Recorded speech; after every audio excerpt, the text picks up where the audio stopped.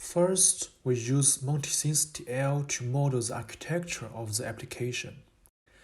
Then, we use CNNArch to model the architecture of the neural networks used in the application. At last, we use CNNTrain to model the training configuration of neural networks defined in the CNNArch models. Next, we specify which CNNTrain model will be applied to which CNNArch model in a separate .tag file. This is done by tagging a CNNArch model with the TrainingConfigDataPath. It contains the fully qualified name of the CNNTrain model to be applied. After that, we need to specify which dataset to use during the training of a neural network in a separate .tag file.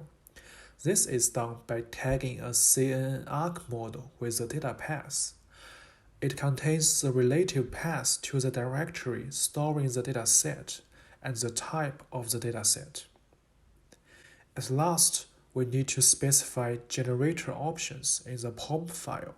If the user has specified the train flag, then when all models are generated, the generator will start train the generated neural networks.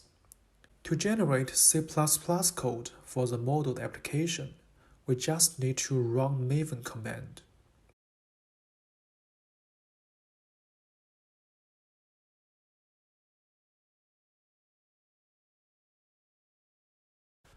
If the user does not specify the train flag, then the user may need to execute the generated training scripts afterwards.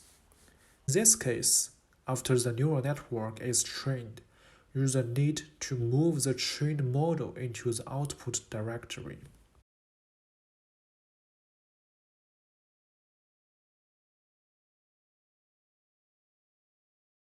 Before we build the generated project, we need first specify the path to the header directory and the dynamic library of the deep learning framework.